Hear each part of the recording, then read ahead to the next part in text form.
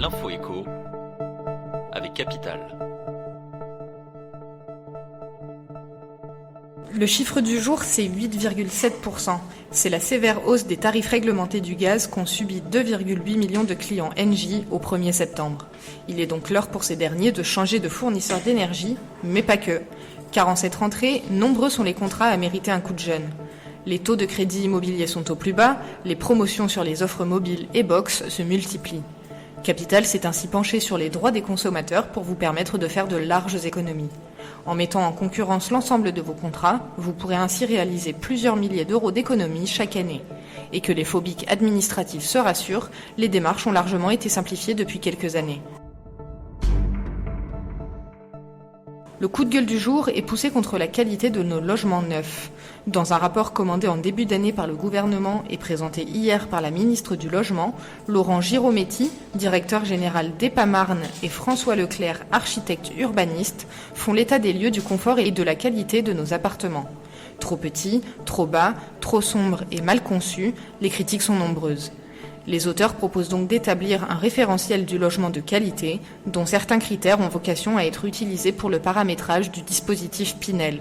Rendez-vous sur Capital pour savoir à quoi pourraient ressembler nos appartements de demain. L'info pratique Capital concerne le chômage partiel. Le gouvernement va bientôt serrer la vis pour les salariés considérés comme étant vulnérables. Jusqu'ici, ils pouvaient bénéficier du chômage partiel s'ils ne pouvaient ni télétravailler, ni profiter de mesures de protection renforcées sur leur lieu de travail.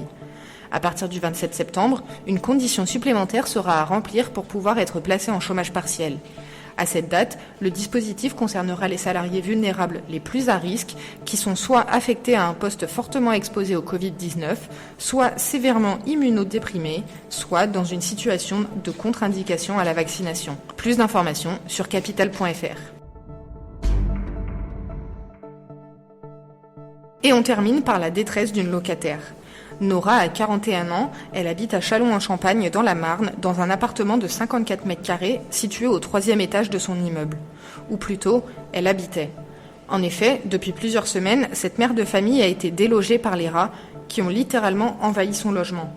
Dès qu'elle s'absente de chez elle, les rongeurs prennent possession des lieux et grignotent tout sur leur passage. Câbles en tout genre, canapés, meubles, tout son appartement est abîmé par la présence de ces nuisibles. Elle a indiqué avoir averti son bailleur qui ne semble pas disposé à lui prêter main forte. Elle a été invitée à désinfecter son appartement elle-même ainsi qu'à faire appel à un dératiseur.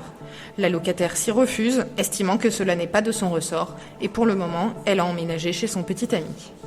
C'était l'info écho avec Capital.